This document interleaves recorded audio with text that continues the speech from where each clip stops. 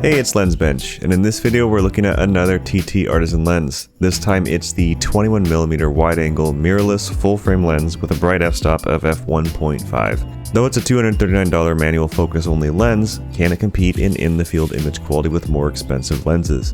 To keep you from waiting, no, not really, even for its price. It has edge sharpness issues, and its minimum focus distance is more than double that of its competitors. But I'll get to that later using some comparisons with the Zeiss 21mm f2.8. Right out of the box, you'll see it comes with what looks like a lens hood. It's really a filter holder with a 72mm thread for diffusion, variable NDs, and whatever else you want to stick to the lens.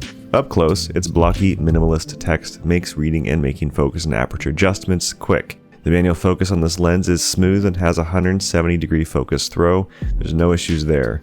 The aperture ring is clicked and has a good resistance like with the focus ring. One thing you'll see up close are the 10 straight blades of the aperture, which form an inverted star circle shape. This lens feels like part of the same family as the TTArtisan 50mm f1.2. The aperture ring is in front of the focus ring and the barrel grips have this muted treading that they share. Compared to the Zeiss 21mm f2.8 ZF2, the TTArtisan is a slightly smaller build.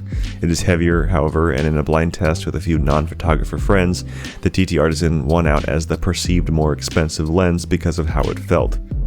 What stands out about the build quality of this lens is its weight and smoothness of its focus ring. But in the end, unless intended for a shelf, lenses are bought for how they put light onto a sensor, and the image quality from this has one big flaw that I couldn't ignore when using it. So let's get into that. This lens has a minimum focus distance of 70 centimeters on a Nikon Z mount camera. Most wide-angle lenses fall between 15 centimeters and 30 centimeters.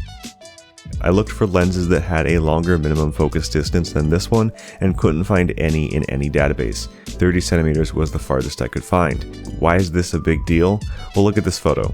This photo here was taken at this lens's minimum focus distance. And while I got this plant in focus and there's a grasshopper there and you can zoom in there and see it, it's really not as close as I wanted it to be. This was taken on the Zeiss ZF2 21mm and it has a pretty standard minimum focus distance. I can get a lot closer and the background can be a lot more blurred out and I have a lot more focus on my subject. This example here shows that as well. I wanted to get closer to these flowers, but I couldn't because the minimum focus distance limited me to being this far away. And again, here's another shot showing the minimum focus distance. Even with this larger object up close, the background isn't all too blurred out. That was another issue I had here because yes, it's an f1.5, but the difference between an f1.5 and an f2.8 at 70 centimeters minimum focus distance is not that great. You can see here that the background here is not that blurred out.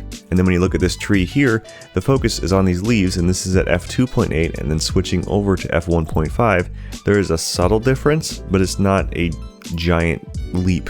You'd expect to see more of that if you were up close, say at 30 centimeters, but this lens can't do that because it's 70.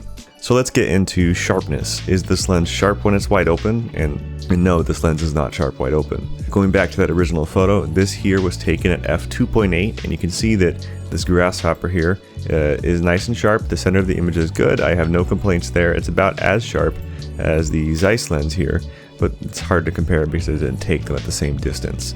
But this shot was at 2.8. If I switch that over to f1.5, you'll find that there is more blurring going on, but you lose contrast in the center, and the focus itself is soft. There's blooming, there's some green haloing happening around the edges of these, I don't even know what these are, and I think the bigger deal here with the focus is the edge performance. This photo here is a worst case scenario of the edge performance of this lens at f1.5. Yes, it has some sharpness in the center here. As soon as you go to the edges of this lens, you see that it has this smeared look to it. It's not attractive. You can see it here. You can see on all corners have this blurred look to it. This is probably the worst corner down here. You can see lots of purple, chromatic aberration, and blooming around the highlights. This lens has flaring and glaring. The first part, the flaring, you see that in the corners with this rainbow streaking pattern down here, and then in addition to that you see some blooming that happens up here up top. And it happens really across the frame. It's either a vignetting color or it's an orange tint. Whatever really the color of the light is, it will cast that color of the light back as a kind of vignette or that rainbow. And you can see the same thing in this photo, that kind of rainbow flaring happening in the bottom right. And there is some flaring up here as well as some down here, but it's most noticeable down here. The Vealing glare on this lens is about average. Right here you can see it pointed toward the sun, and yes, it is very washed out, there's no contrast, but every lens I tried did the same thing in this scenario. The only way really to get around this is by holding your hand where the sun is to try to block that out. If you're thinking the lens hood on this lens is going to stop some of the sun or anything like that, it really doesn't do anything other than hold filters. Now moving on to comparisons with the Zeiss 21mm f2.8 ZF2 lens. This first shot here was taken with the TTArtisan lens. And you can see that there is reasonable sharpness at where the focus is supposed to be, with a nice fall off into the distance. Switching over to the Zeiss, what you'll immediately notice is that the colors are different.